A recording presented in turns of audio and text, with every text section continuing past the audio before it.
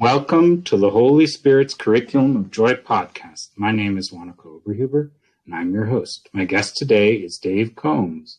Hi, I'm so happy to have you here. Thank you, Wanako. It's a pleasure to be here today. As I like to ask the first time when a guest comes on the show, I ask, how did you come to see the world the way you do today? Well, that's probably a long story in there someplace, but, I grew up in the mountains of East Tennessee here in the United States in a Christian family and around wonderful people in my small community in the mountains of East Tennessee. And I grew up in a Baptist church in East Tennessee with wonderful, church members as a larger family that looked after each other. And I was around music a lot. Tennessee, and as you may know, is a big music state in the United States. And everybody there seems to play some instrument. My mother and father both played the piano. My grandmother Combs, she was only about 4'8", but she could make some music. She loved to play her old, an instrument we call an auto harp. It's an instrument. In fact, I have her instrument here beside me for those that might be watching. It's this harp. It's basically a stringed instrument that you push a key and it plays a chord. But she could really play that thing. And so I grew up around music and church and just a wonderful family and church family situation in my early years. Went to college, got my math degree, physics minor, and I'm a technical oriented kind of person. I guess you probably wouldn't believe that from the technical difficulty we had this morning before we got on the air. But I love computers, and I started my career out as a computer programmer. But also at the same time, I was a part-time minister of music at my local church. So I conducted our choirs and the singing in the church. And it was that was my life until about 1980, when I was 33 years old actually. And I wrote a song in 1981 called Rachel's Song. And that song ended up getting recorded and played on the radio, and it just took off. And that song changed my life because that led to me writing more music, which, by the way, that was the first song I'd ever written when I was 33 years old. But I've written now over 120 songs. I've got 14 albums of recorded music that's played all over on the world now by streaming. You can find it on Spotify, iTunes, iHeartRadio, all of the streaming platforms that are available really around the world. And my music gets played thousands or hundreds of thousands of times every month. So I guess that's my introduction of how I began my life, and it evolved into now a lifelong love of music and being able to spread that music around the world. So what is the message of your music? Well, it's interesting because my music is all instrumental. So the message seems to come to the listener from the place in their life that they are. If they're in need of some comfort with, they're having a difficult situation with maybe a death in the family or some sickness or whatever, and they listen to my music, it gives them some solace and some healing and some calm and peace. If somebody's getting married, my music sometimes is used in a wedding, so it provides the happiness and the joy and that kind of thing. But the fact that it's no words, it has no language limitation, so it can be played anywhere in the world, no matter what language you speak, whether it's German or English or French or whatever language. The instrumental music can still speak to you. So I think it communicates very well, as music seems to be kind of almost the universal language. Yeah, music certainly can reach everyone, right? Yes. Yeah, there's so many styles of music, so it's really, really fascinating. Yeah. So you grew up in this Baptist environment. You and then you became a technician. You got to go delve into computer sciences and actually programming and everything. And the love of music that you had established as a kid actually took over, and your music actually basically spread all over the world. And now so that's really, really phenomenal. It must have been a big step for you. How did you cope with this transformation in your life? It must have changed everything for you. It certainly did. Here I was working for a large corporation at the time. It was called AT&T, the old Bell system, which in the United States ran all the telephone part of all the telephones in the country. And so here I am with this very large corporation and a successful career. I've done. I had risen in the ranks to manager level and had a great job.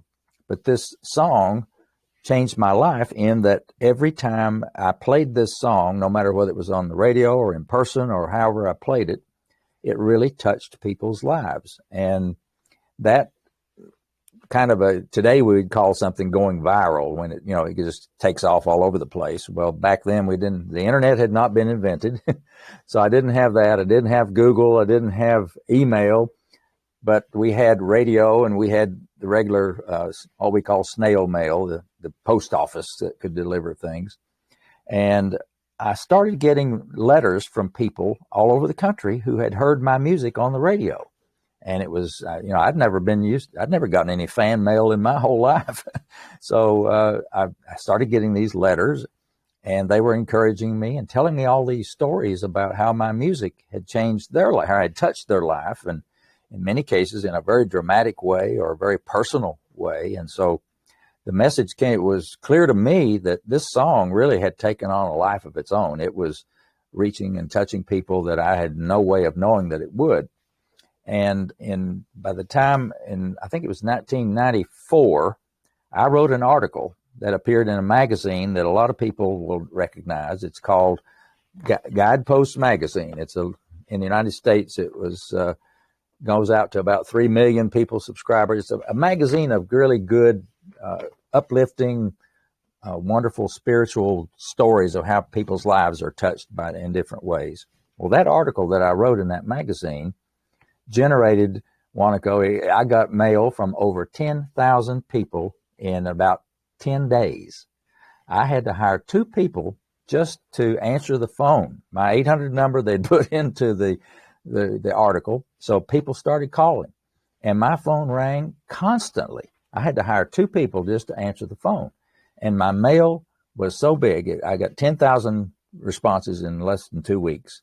My mailman brought my mail in a great big 50-pound or so canvas bag that he couldn't even pick up. It was dragging it down the sidewalk to my house. So that really was the one where I realized this song and my music is bigger than me. My music is a gift that I was given, and now my responsibility as the recipient of that gift is to give it away or to share it with the rest of the world. It's like a minister feels like they have a message to deliver to their congregation or to the world, or a performer has a message to deliver through their singing or their playing or whatever. In my case, I felt and still do feel a strong need to spread my music around the world. And last year, a year ago, I published my first book. I wrote a book called Touched by the Music. And it's a book about all of these stories and how I came to write the music, and how obviously all this thing with my music did not happen overnight. As we said, it started with one song, and then that song evolved into I'd written enough songs for my first album. And then I started selling my music, not through record stores or music stores or anything. I started selling my music through gift shops. You've probably, I'm sure, all the people listening and watching this will have gone on vacation to tourist areas, and you walk in a beautiful gift shop, and quite often when you go in, there's beautiful music playing. And in my case, I talked them into playing my music in these gift shops, And the people that would visit the gift shops almost always wanted to take that music home with them. So that's the way that I ended up distributing my music throughout the United States, and actually it was in other countries as well, but mainly the United States. But now you can get my music anywhere in the world. You can buy, if you still have a CD player, some people don't even have CD players these days, but you can still buy a CD on Amazon.com. But mainly people stream my music on the whatever platforms that you use to stream music. You'll find if you do the search for the artist name that played all my music, his name is Gary Prim, P-R-I-M. And Gary is a wonderful musician that lives in Nashville, Tennessee. And he and I have recorded all 14 of the albums together. And so if you just search for Gary Prim or Dave Combs and music, you'll probably find where some of our albums and music are located. Rachel's song is certainly the very first song, and everyone that's listening to this will want to go and listen to Rachel's song. And you can listen to that from my website for free. It's at combsmusic.com, and just right in the middle of the page where you go is a link that says play Rachel's song. Click on that and you're listening to Rachel's song. Yeah, what I thought, one of your comments about it that I think is really beautiful is that you said you realized that you needed to give your music to the world, right? And I think, and in A Course in Miracles, it says, in order to keep something, you need to give it away. Otherwise, you can't have it. So that's own exactly right. something, you have to give it away. So I think that's really, really remarkable that you discovered that through your music and through your vocational decision, right, to actually follow through with it. It's really, really beautiful. I was very blessed to eventually, as the music kind of got bigger and bigger, the sales, kind of exploded all over the whole country. I ended up with over 1,000 gift shops throughout the whole country playing and selling my music. And we were shipping out the tapes and back then it was cassette tapes too. The tapes and CDs, we were shipping them out by the pallet load. I mean, there were thousands of them that were going out to all over the country, and it was just an unbelievable. I've heard letters from over 50,000 people now over the years about my music and how it touched their lives. And last year, when the pandemic, I guess, how long has it been now? Coming up on 3 years? That's hard to believe. But when the pandemic first started, my wife and I were sitting down on our sofa one evening. We can't go out to eat. You can't go visit relatives. You're just, everybody knows you were just stuck at home. What are we going to do? And so Linda says, all those 50,000 letters that we got in boxes down there in the basement, we need to get those out and pick out the best ones of those and tell our story about what music has done for all these people and for us in particular. And she said, that book that you've been being encouraged to write all these years and you never have done it, I think it's time for you to start doing that. So I said, okay, I will do it. So that was like November 2 years ago, we were sitting down and I decided that I would start writing it. So I started writing my stories down, and if you've ever written a book or if you're a writer, you know that there's a lot to be learned about how to become an author, how to tell a story so that it's interesting and entertaining and informative at the same time. So I wrote down all my stories, and I had a whole lot more stories that ended up in the book. And it was a nice problem to have when you have, twice as many stories as it probably will need to fit in a book. So we winted them down to the right ones. And along the way, I was fortunate to meet a gentleman who I had admired at a distance for many, many years. And that's Jack Canfield. Jack Canfield, you may recognize as the co-author of the Chicken Soup for the Soul books. Well, I got to meet Jack at one of his retreats, and we got to spend 3 days together. Well, Jack loved Rachel's song.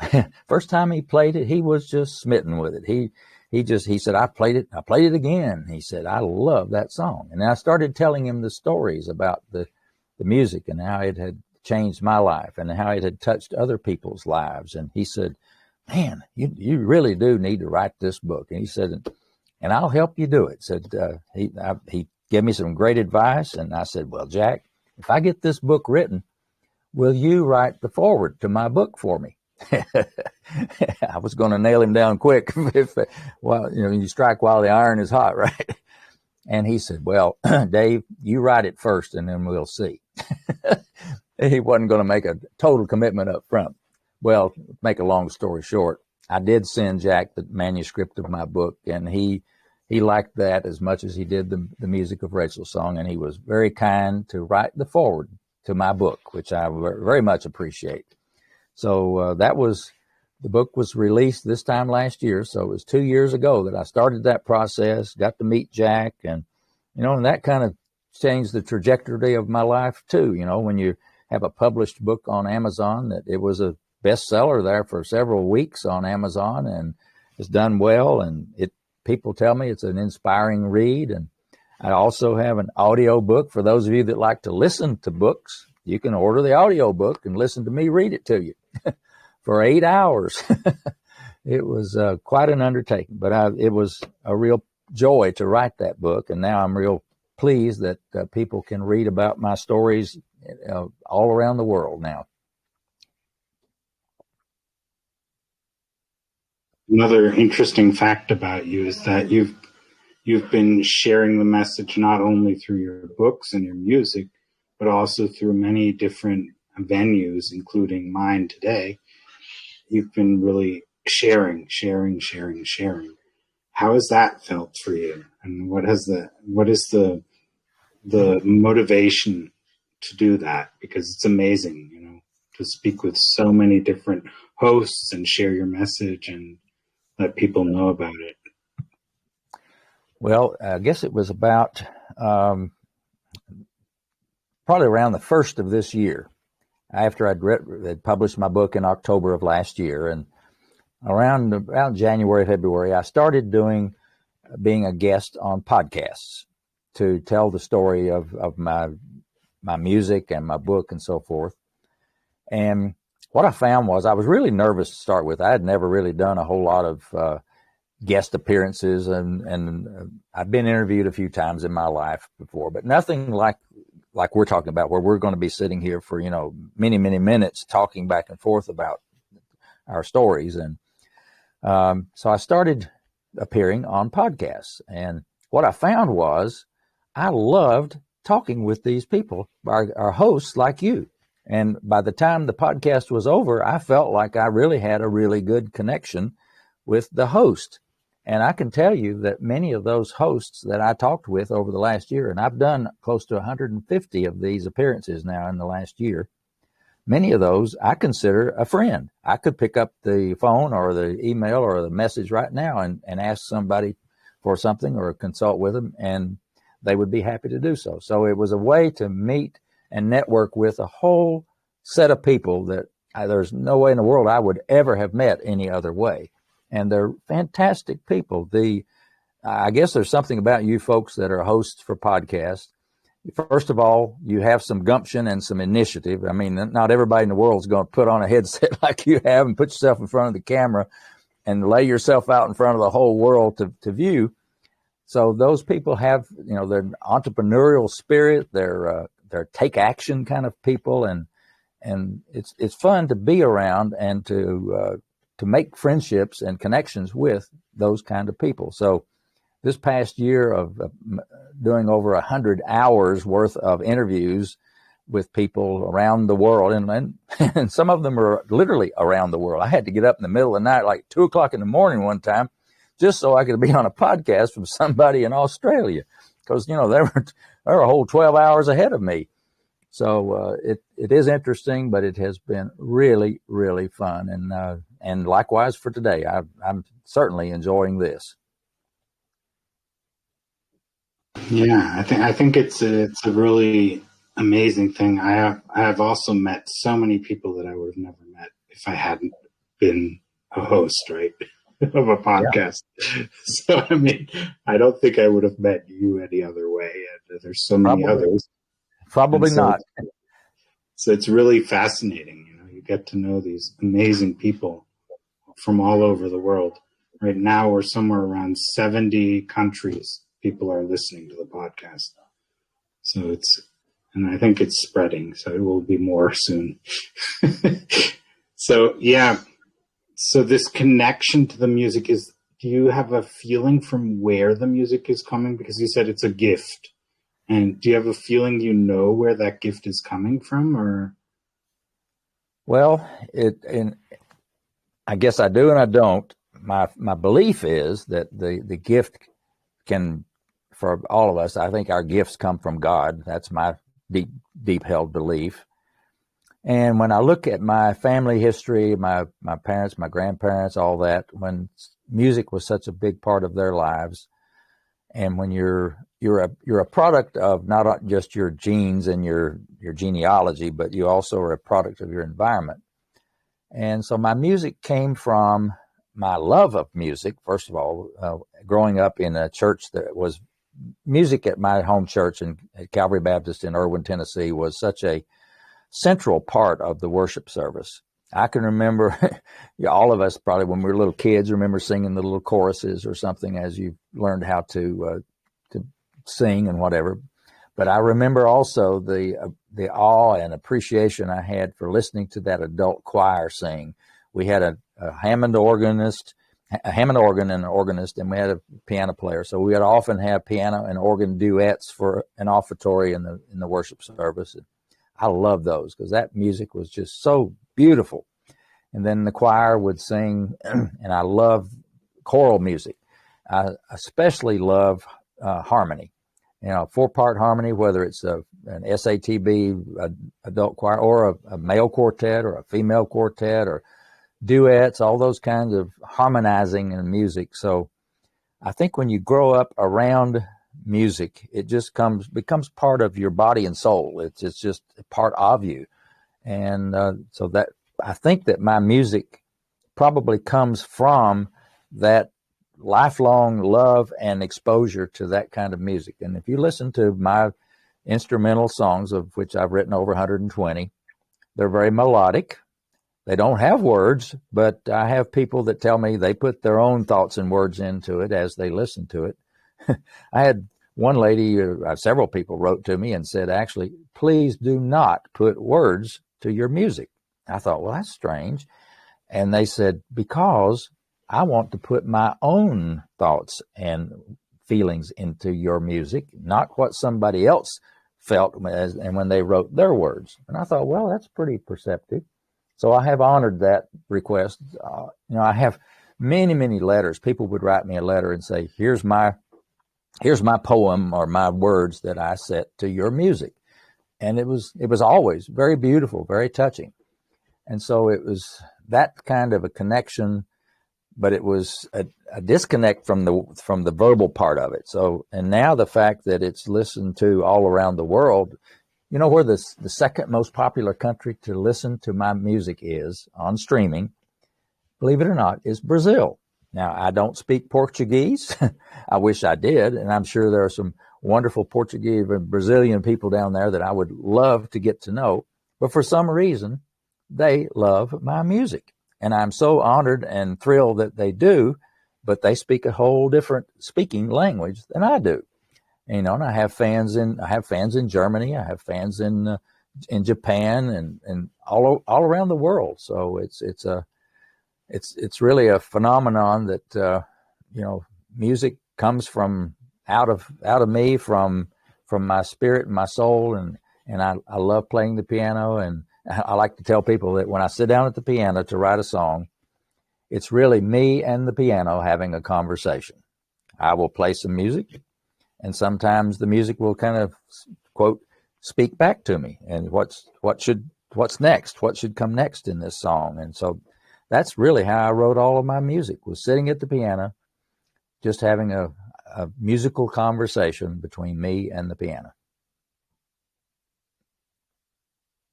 Yeah, that's a really beautiful thought as well. That there's this dialogue or this conversation that is taking place. So it's not just you, there's something more. whether you call it the piano, the instrument, or you were previously saying it's a gift from, you believe, from God, right? And I think it's really remarkable that we have so much to give, right? Because, you're just a human being, right? Every one of us appears to be just a human being, but what is just a human being? It's so much more, right? In A Course in Miracles, it says we are all infinitely valuable in the mind of God. So you can't overestimate the value of anyone, right? It's not possible. What do you say to that? Well, I think you're exactly right. Each life on this planet was put here for a reason, and or reasons. And a lot of time people say, "What was your reason for doing what you are?" But I think it's wrong to think of it as only one thing. God didn't put us here just to do one thing. He put us here to live a long life of accomplishing things, for helping other people and living a good life and being a good person. So, my gifts that I have, whether it's, a gift of, I like to make music, obviously, but I also like to do things with the computer. I like to do things with my hand. I've taken some sculpting lessons. I've done a few pieces of sculpture, and I like to draw pencil sketches of people's portraits, that kind of thing. I've done that. So there are different gifts that people have, and those gifts are there for a purpose, for them to share with other people, and that's just the way I look at it. And I like to encourage people to share, because there's so many people who are holding back at being who they are and sharing it with the world. And I really believe that we all are infinitely valuable in the mind of God, as the Course in Miracles says, but we're all infinitely valuable. And so our messages are what we can share when we allow ourselves to do that, right? And especially when it's a message of love, which is what I love, right? It's so, so important and so valuable. And that's why I really am happy when people are willing to share that, like you are, and there's many more, right? Luckily, otherwise I wouldn't have any guests. That would be a shame, right? Yeah, that's right. Yeah. So, yeah. So your music obviously is encouraging people to hear something, right? Like you were saying, they get these thoughts and words that come to them. And I think that's a really, really important thing. Is it looks like your music is opening up something in these people so that they can actually hear these things. Would you like to share an example of one of those stories that you have shared in your book, for instance, or somewhere else? Sure. There's in chapter 21 of my book is about 20 some pages full of these little, I call them little short stories of people have written to me. One of the first ones I got was from a lady who was stuck in a traffic jam at Christmas time in Atlanta, Georgia. And she said, "I was stuck in traffic and this Rachel song came on the radio and played, and she said, your music turned a traffic jam into a wonderful experience." So there she was, all tensed up with the traffic, and all of a sudden now she's all calmed down, and who cares if that light's, I'm going to sit here at this light for 5 minutes. I'm listening to beautiful music. So I thought that was just a one very, very short but very pointed story. Another story I got was from a lady who had just finished her training as an emergency medical technician, an EMT as we call it. And she and her husband were driving on the way home in New Jersey. And she said they were driving down their neighborhood street, and over on the sidewalk, she looked over, and there was this elderly gentleman who just collapsed and fell on the sidewalk. Well, of course, now that she's a trained EMT, they stopped the car, and she ran out to go over to the gentleman to see what was wrong with him, and was trying to comfort him. And while she was on her way over there, she heard this song come on the radio on her car radio. And so she yelled back to her husband, "Turn up that music." Well, he did. And as he was sitting there, I guess on the street with the car door open right next to where the man was laying on the sidewalk, she said that music played, and said I was comforting him, trying to see what I could do to help him. And she said by the time the song finished playing, he had calmed down and was breathing back to normal and was okay. And she said that was totally amazing. And she attributed the music and the calming effect that music had on him to really help him. I don't know if it saved his life or not, but it certainly brought him back to a more normal state of mind and state of physical condition. And so they went back home and called the radio station and asked them, what's the name of that song you were playing at 6:07 p.m. today or whatever? And they said, oh, that was Rachel's song. And so I guess it wasn't the first time he'd ever gotten a phone call about that music. So he gave them, sent them actually a copy of the music and my address, and she wrote that story and sent it to me. And that story is in my book. That was a really wonderful, special, touching story. I've had other stories from young people that decide, I want to get married to that song. And I've had Rachel's song played as not necessarily as the wedding march for the bride to come down I guess I have had some that walk down the aisle to that music. But quite often it'll be the music that's played, for example, when the mothers are escorted down the aisle for the wedding and that kind of thing. It's been played in a lot of funerals for people that was their favorite song. Their children would write to me and say, I found my mom always loved this song, and she wanted it played at her funeral. And would you send me the sheet music so that our pianist or organist can play it at her funeral? And I've done that many times. It's been played for every occasion probably that you can imagine. And those are just some of the stories, and you'll have to read them in my book in chapter 21 about the rest of them. But you better get your box of Kleenex out when you're reading it, because many of them will bring tears to your eyes when you read about somebody that's it's really touched them in such a spectacular way that it either may have helped save their life, or it was the last song they heard before they departed this life for the next. Yeah, that's very touching. Very, very touching. Yeah, and I think, one of the definitions for health is peace of mind. And you were speaking of how it brought peace of mind to people in situations where one gets really tense if one doesn't find peace of mind, right? Right. Yeah. So that's really beautiful. And actually, I think that's beautiful, that the diversity of the situations in which people love to hear it, right? Have you asked yourself why people can enjoy it in these so different types of situations? It's amazing, funeral, wedding, the same song, funeral, wedding, had an accident, yeah, and this and so on. That's amazing. I have indeed questioned myself as to what is so special about this song. And I think the thing that's special about it is that I did not write it. I was given that song. And because I literally, that evening in 1981, I came home from work, and as I almost always did, sat down at the piano to play something. That was my way of relaxing when I got home from work. That particular evening, I sat down at my piano, and when I started playing, I started in the key of C, and just started, the first note of the melody is a C, and I played that, da, da, da, da, and then I went to A minor. And I love the chord progression of C, A minor, F, and G. It's kind of a standard, it's kind of a rock and roll sequence, but it's also the sequence of chords of a lot of ballads and pretty songs.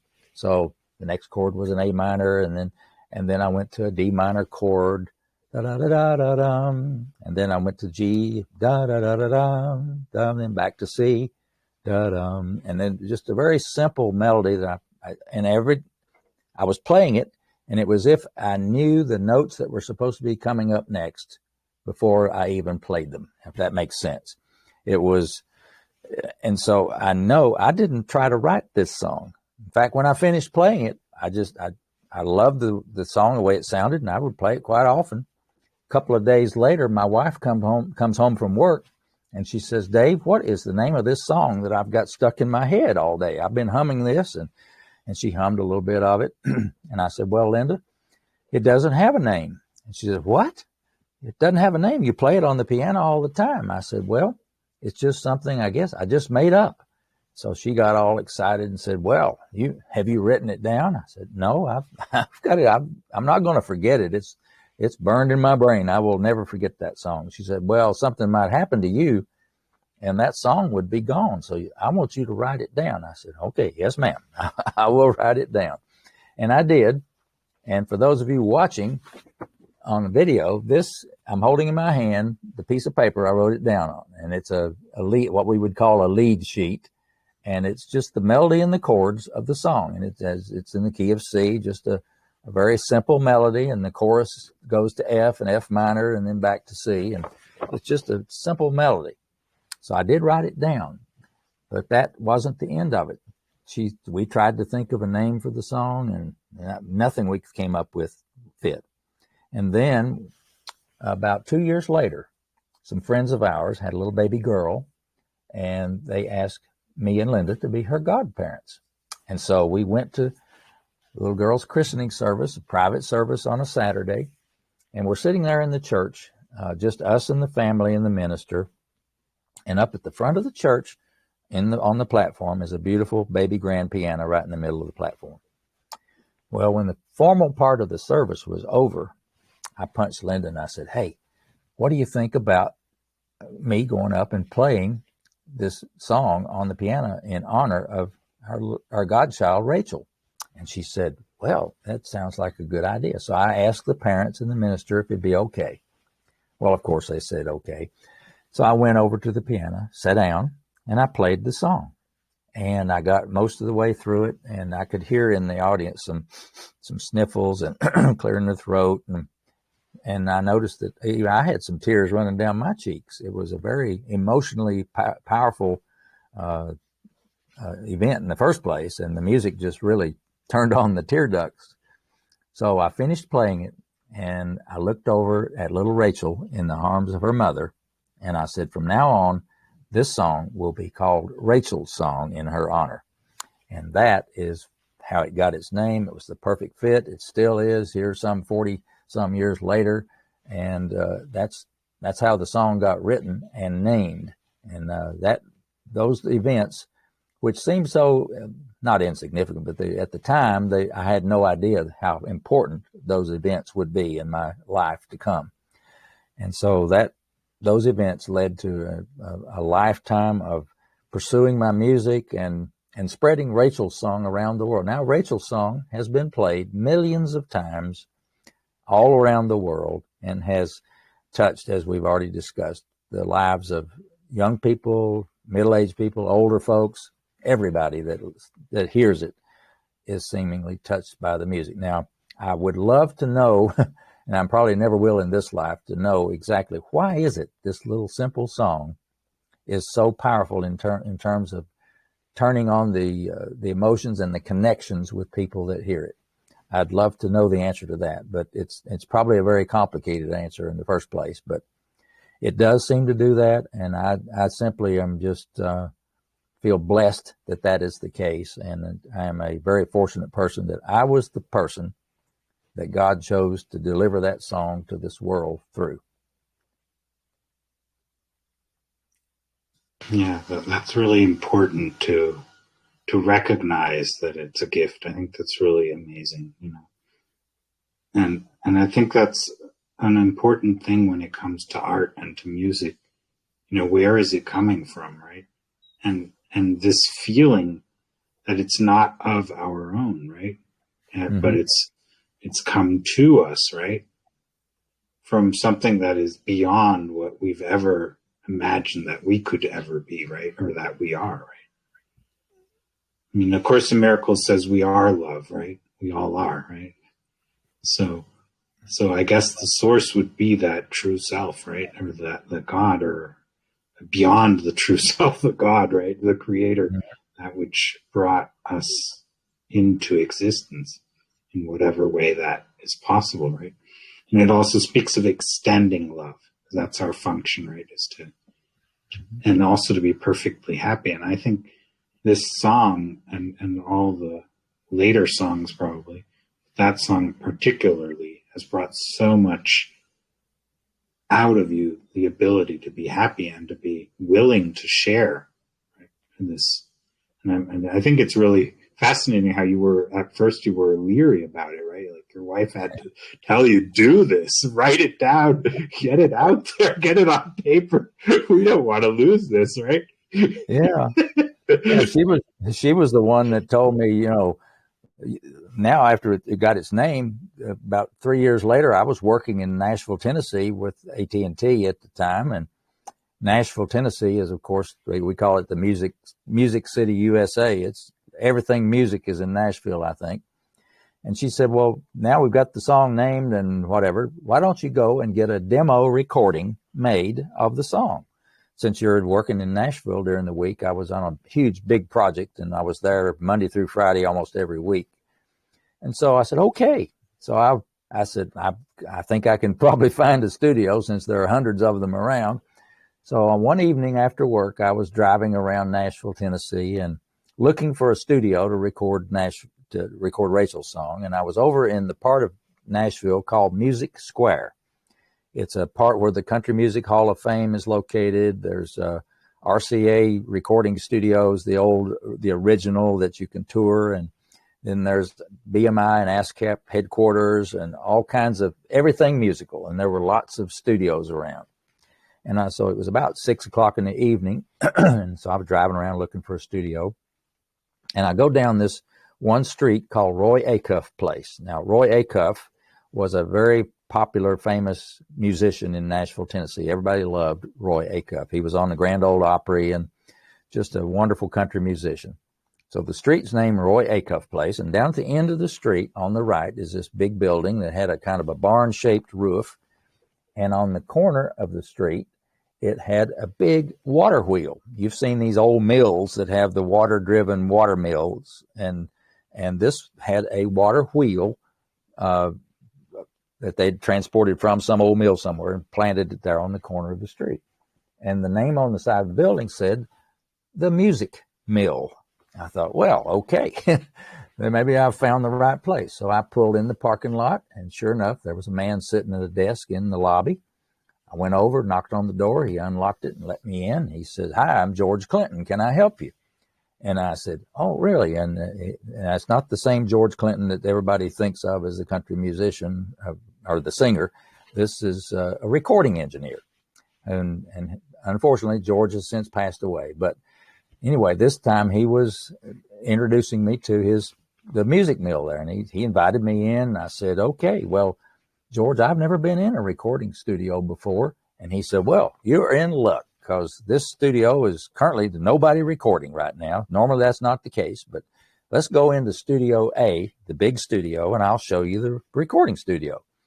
So I said, okay. So we went in there, and the big room where they do set up all the instruments and everything, it was the size you could put a concert, a symphony orchestra in there. It was huge.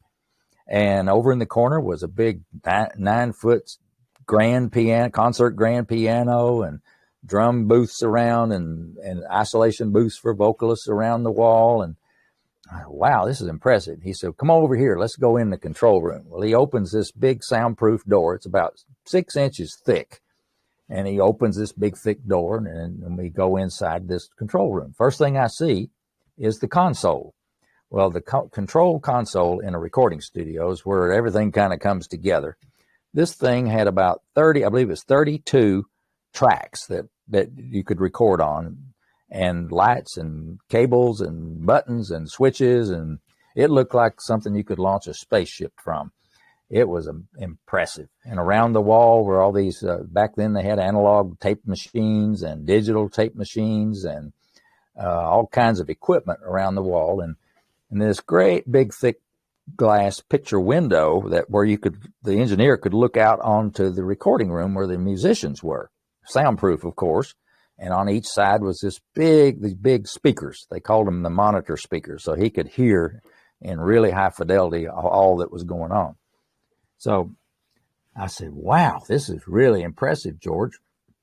how much does a place like this cost? And he said, well, and remember, this is 1986. He said, this is $125 an hour plus engineer. Now, in today's terms, that's probably over $500 an hour. So it was a whole lot more money than I made per hour. That's for sure back then. So I was, I guess, a little surprised at the number. He said, well, don't worry about it, Dave. He said, the guy that owns this studio owns a tiny little studio in a former rent house across the street. It's just a little 2-bedroom house that they converted into a studio. And he said, it's $15 an hour plus engineer. I said, okay, I can do that, $15 an hour.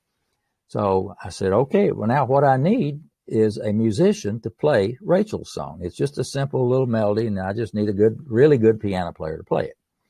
Who do you recommend? He said, well, let me think a second. I know. He said, there's this fellow named Gary Prim. He and I go to church together. He said he's a wonderful studio musician, plays piano beautifully. He'll do a great job for you, I'm sure. So he said, let's go back over to my desk and I'll look up his phone number for you. So he did, and wrote the number down on a piece of paper and he gave it to me. And I thanked him profusely, and I headed back to my hotel in Nashville to make a phone call to Gary. Now, you say, well, why didn't you call him on your cell phone? Ladies and gentlemen, this was 1986. Cell phones had not been invented yet. I had to make a landline call to Gary.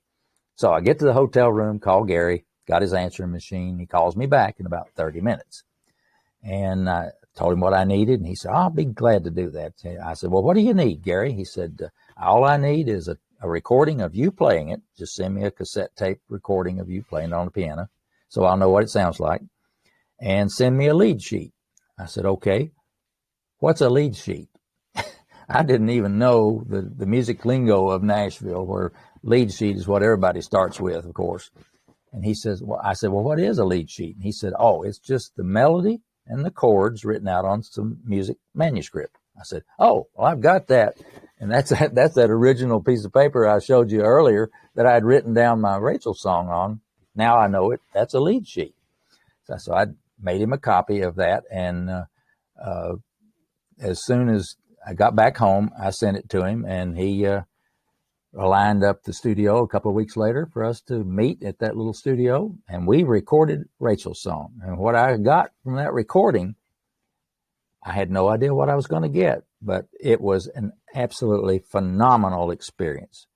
He played the piano part beautifully, and then he added some strings, and he added some horns, and he added some electric piano, and all that blended together. Just amazing. It took him only about 45 minutes or so to do the recording, and I paid him his money, and he's heading back home, and the engineer mixed it all down to 2-track stereo and gave me my master tape and made me some cassette tapes to take home with me. And that was how I got Rachel's song recorded as a demo. Now, the interesting thing is, when you listen to that recording from my website, combsmusic.com, and in the middle it says play Rachel's song, when you play it, put your headphones on or something where you can really listen to it. Because what you're hearing is the exact same demo recording that I got made in August the 22nd, 1986 with Gary Prim. Not been remastered, not been re-edited, nothing. What you're hearing is what I heard in my rental car stereo all the way back to the hotel that night from that recording in Nashville, Tennessee. I was blown away by the professionalism and the quality and the beautiful music that was made by a song, a little simple song that I had written, that Gary turned it into a masterpiece of a recording that really, literally changed my life from that point on. Everybody I played that recording for loved it. It got played on the radio from a friend of mine who had a radio program locally. The radio station phones lit up. Everybody was calling into the radio station. What is that song you just played? Play it again. That radio station ended up playing my music, that song, every day, almost once an hour every day for the next year or two. I could not believe it. Neither could the station manager. He said, I've never seen anything like this. He said, this is amazing. And there again, that was another confirmation to me that this song was special and that I had to do something special with it. And that the fact that the people loved it and and it meant so much to so many people. And that was the beginning of this snowball run of the song that is continuing even today. So that gives you a little background. And those stories I've just told are in my book. So if you want to read more about it, you can. But the book is called Touched by the Music, and you can find it on Amazon and anywhere in the world, I believe. So hope you enjoyed me telling the story of how Rachel's song got recorded. Absolutely. And I'm going to open the floor to anyone who wants to ask a question. So if any of the listeners here want to ask a question, please raise your hand and we'll be happy to answer as best as we can, right?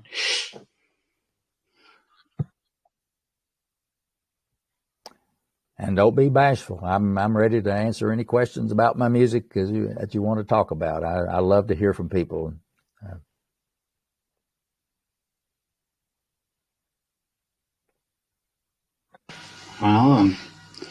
Well, we'll see. Maybe one of you will raise your hand later, but we'll continue with our conversation. So this, it almost sounds as if you were guided to that studio. It doesn't sound like it was something that you had a conscious choice about, in the sense that you knew where you were going, right? It's funny you say that, because when you read through my book, I describe these kind of events as, and I can't say I'm the originator of the phrase, but it's called God winks. And it's one of those things that could not be a coincidence. I'm sure everybody listening to this has had those things in their life when they look back and say, wow, why was I at that place at that particular time, and that particular person came into my life? And if I hadn't been there at that second, I would never have met that person, or whatever it is that happened. And we all have those kind of events that I don't believe they're coincidences. I believe they are meant to be. And a fellow by the name of Squire Rushnell wrote a little book called When God Winks. And I love that kind of phrase of how it is. And so I sprinkled through my book many, many times when I describe something as a God wink, where something happened, like getting my friend that played the song on the radio first time. When I met my friend, his name is locally, his really good friend, Bob McHone, and he's a dear friend of mine. I'd forgotten that he even had a radio program. We were having lunch together one day when I was back from Nashville on a whole different topic. I hadn't even thought about talking to the music with him. And at lunch, we talked about various things, and I was telling him about my trip to Nashville and recording Rachel's song, and he got all excited. And so I think that it was divine connections here, where I had it at lunch that day with my friend Bob, and he ended up listening to Rachel's song, becoming so enamored with it that he played it on his radio program. And that radio play was what launched Rachel's song around to be played on every radio station, easy listening, in the entire United States. And so that was, again, one of those, quote, God winks. The things like, a lot of people, when they can think back, well, where did you meet your wife? That's a kind of a common question for married folks, is, where'd you meet your wife? And those almost always make for a wonderful God wink story of, who introduced who to whom, or those circumstances that came together for you to meet that person. And also, other milestones in your career, whether you're changing career to go to another job, or you got a tremendous opportunity to do something, or entrepreneurs, where did you get your idea for your business that you started as an entrepreneur? Where did that come from? Those almost always make for a wonderful God wink kind of story. And so my journey with my music is one of just one God wink after another, of places, things that have happened, people that I met, and things that occurred because of my music or whatever, that would never have happened if it wasn't something that I initiated. I happened to be at the right place, the right time, with the right person, like the playing and selling of my music in gift shops. I had no idea. I'm about to lose my video here. I want to go here. Let's see. Back. I had no idea how I was going to sell my music. I had tried gift shop, the record stores. I had approached the big record companies and that kind of thing, and they wouldn't even give me the time of day. And so I was kind of frustrated. I knew the song had appeal because I was getting all this feedback from the radio airplay. People heard it, loved it. And so I was really at kind of my wit's end. How am I going to sell my music? I know it has the people want to hear it. Well, the lady that I worked with at AT&T had a good friend. Her best friend owned a gift shop in Old Town, Alexandria. Now, Old Town is right across the river from Washington, D.C., and it's a tourist area, very historic town, lots of tourists in there. And so she had a friend who owned a gift shop on King Street in Old Town, Alexandria. And the name of her gift shop was called America. She sold everything red, white, and blue, everything patriotic for Americana kind of things. And she had played music in her store. She played patriotic music. She had a CD player with nice speakers around the store, and she would play all this patriotic music. Well, Jane, my friend that I worked with, Leslie, said, I want to give my friend Jane a copy of your CD of Rachel's song. I said, okay, sure. I gave her one, and so she took it to her friend Jane.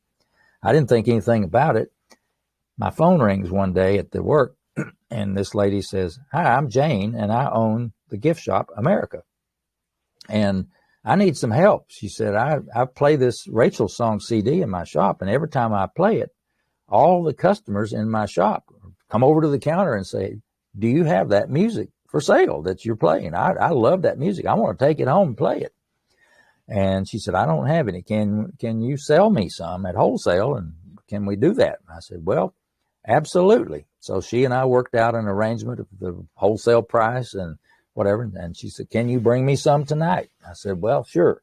So after work, I got home, and Linda and I boxed up some CDs and cassette tapes of Rachel's song. And we went down. It was about a 30-minute drive from where we lived down to Old Town Alexandria, and dropped off a box of music for the gift shop, America.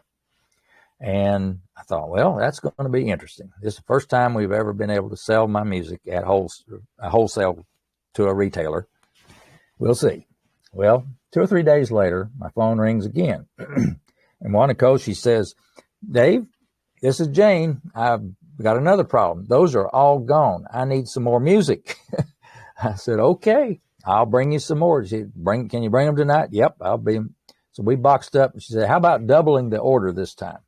So we boxed up a big box of CDs and tapes and took them down to Old Town. And, you know, she sold, Linda and I made that trip every week for a year, delivering music to that little gift shop. And she sold thousands of cassette tapes and CDs of just Rachel's song CD out of that one little gift shop.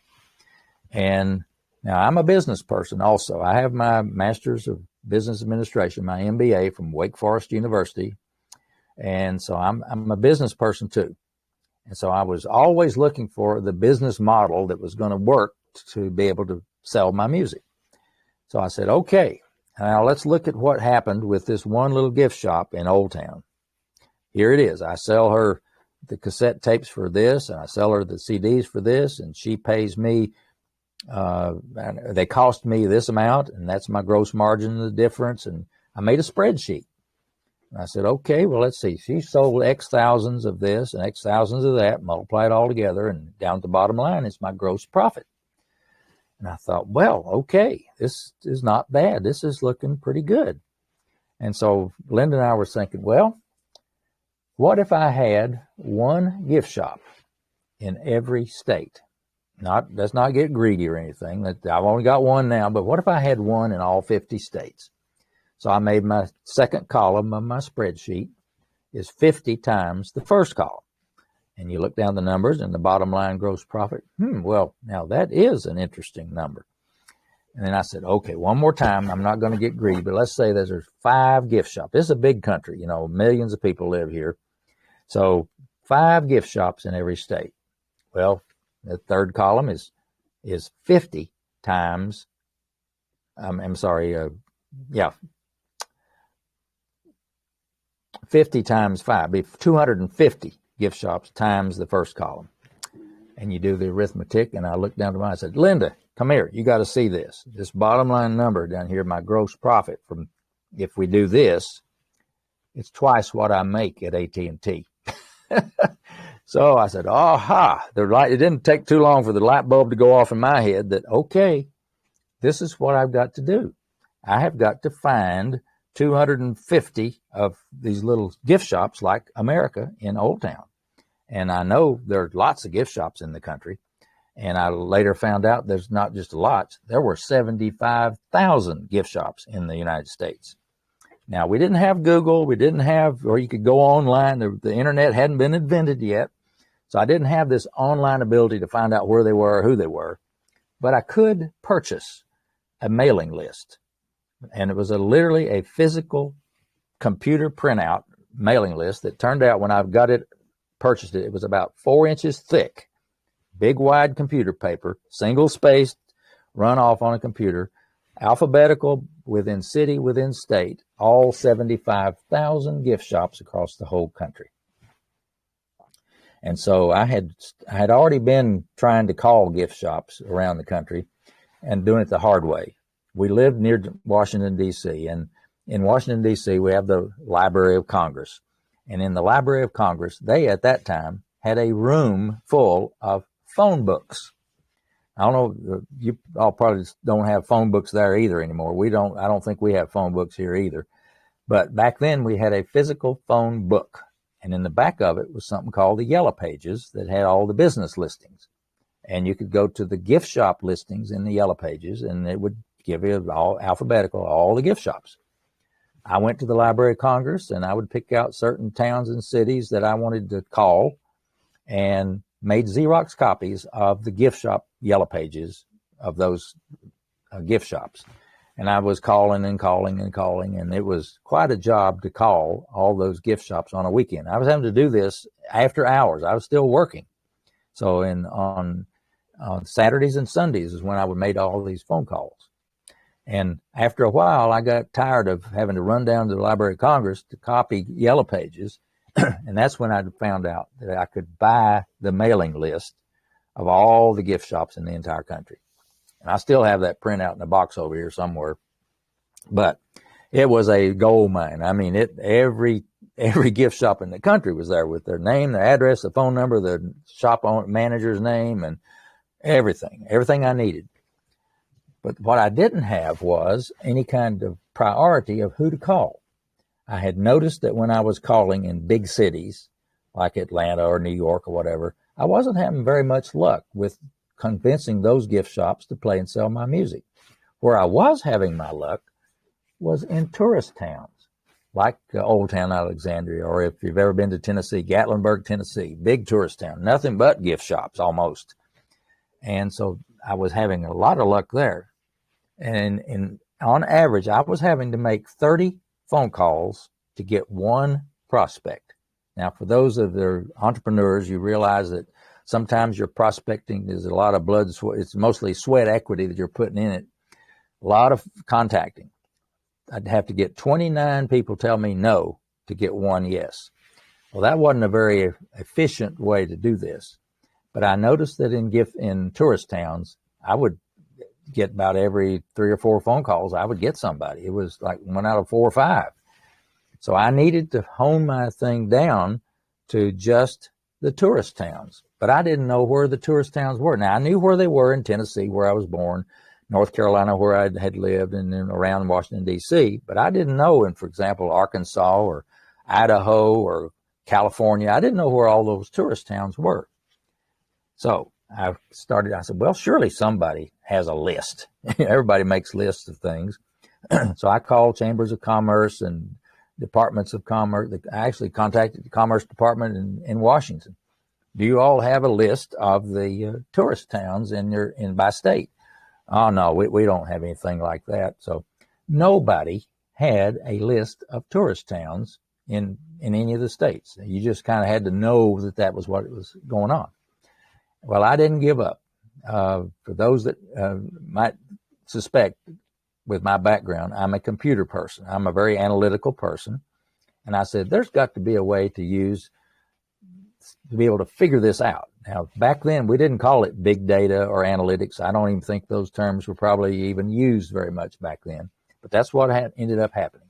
I said, all I need is 2 pieces of information to know where a tourist town is. I need to know how many gift shops are in that town. Well, I had that from my printout. The printout, I could go down and I did. I went through the whole printout and counted how many gift shops are in Gatlinburg, Tennessee. It was 85, let's say. Then the second thing I needed to know was, how many people, full-time, permanent population, live in that town? And because a tourist town is mainly supported by people that come into town, that's why they call it a tourist town. So you'd have 85 gift shops and only maybe 2,500 people live there. Well, there's no way in the world 2,500 people can support 85 gift shops.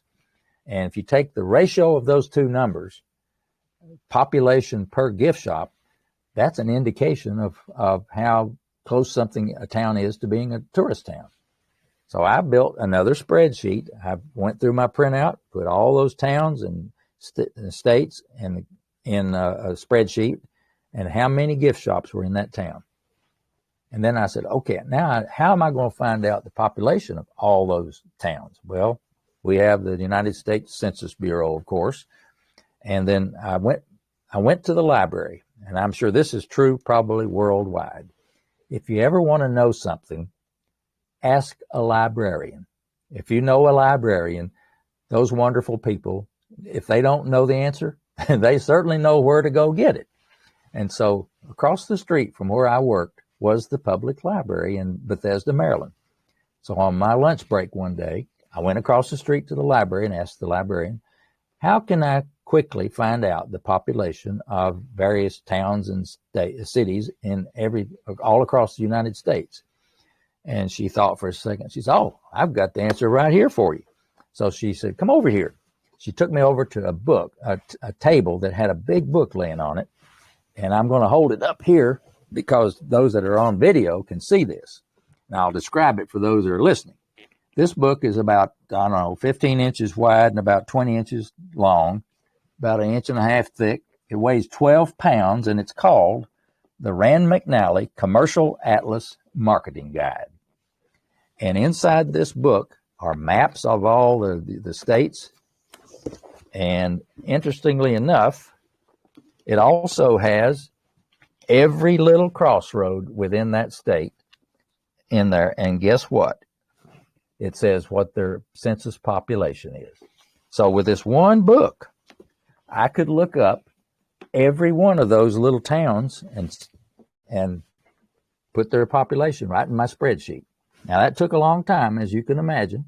It wasn't computerized. Today, you could do it online and Google it or whatever and create it almost instantly. I did it the hard way back then. But my spreadsheet, I did that. And as you know, with a spreadsheet, you can sort things and calculate things. So I had it calculate that ratio. What's the population per gift shop in that little town? And then I had the thing sort the entire spreadsheet by that ratio for every state. I wanted to know what are the towns that have the lowest population per gift shop. Well, Wanaco, this was like, as we used to say, cream rising to the top. The ones at the top of the list were the Gatlinburg, Tennessees, the Occoquan, Virginia, all these wonderful tourist areas. And every state that I didn't even know that were there, I knew that if they had a population per gift shop of, say, 50 or 75 or something, or less than 100, it's a tourist town, has to be. So I started calling just those first. I'd go on a Saturday morning, and I'd start on the East Coast, Florida, all of Florida up all the way to Maine, calling those gift shop towns in each of those states. And my prospecting went from 1 in 30 to 1 in 4 and 5. It was amazing. I had so many prospects by the end of the weekend that I would fill my car up with packages of promotional packages for them to consider my music, because I'd always send them either a cassette or a CD of Rachel's song for them to listen to and how to get a hold of me. And I built my business from that process to over 1,000 gift shops playing and selling my music. And by 1992, I was playing and selling so much music that I was able to quit my full-time job at AT&T and do my music full-time. And the story about how I came to that point in my life is also one that I wrote up in Guidepost magazine. And it's just a wonderful testimony to persistence and following your intuition and maybe following God's lead in your life and leading you to where you need to be. But that's how I got from one gift shop to over 1,000, and it led me to a full-time career that I have never looked back. It's just been a wonderful, wonderful thing. And I hope I didn't make that too long of a story for you, but it's one of my most fun stories to tell. Yeah, thank you for sharing that. It's amazing. It shows how you became creative, right? You got these ideas, you got insights. You realized where your music was gonna. You didn't give up, like you said. It's a story of persistence as well. Mm-hmm. Yeah, and I think that's a important thing. You were following guidance, but you were also willing to do the work, right? To do what was necessary to get there. And it was a lot of work. Yeah. So yeah, that's something that's very important on whatever journey we are on, or whatever way we see the world, is this willingness, right, to actually make the time, right, get the time in your life and choose to do what it takes, right? And you were so willing to share the music, right, that you were willing to put all that work into it, and you believed in it. And all those links, like you said, and all those feedbacks helped you to see that. Yeah. And my advice to people, you had the training, training in the MBA. I mean, who has all of those cards in their pocket, in their hands, right? Like you did. Right, That's fabulous. One of the things that I love to tell to the audiences that are full, usually of some people that are either entrepreneurs or want to be entrepreneurs, is that one of the secrets of success of anything you do is to take action. When you're studying my story, it's a story of having opportunities in front of you, where you come up to what I call a threshold moment in your life, where you have to decide: do I go in through this door that's been opened for me, or do I just stay put? Taking action and stepping through that threshold and seeing what's on the other side is so important. You need to follow your instincts, your gut instincts, and follow the leads that are given to you to take action. Don't just think about it all day long. It's the world things only happen when you take action.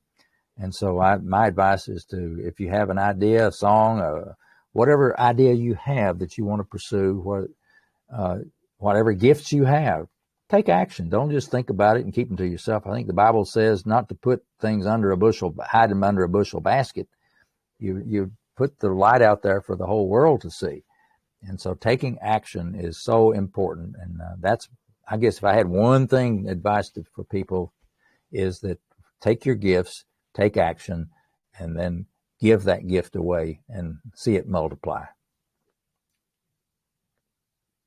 I think that's a perfect ending. So thank you so much for this conversation. And I'm so happy you came. And we've been planning this since a long time, right? And we had to figure out our schedules and get this all together. And now we've made it happen.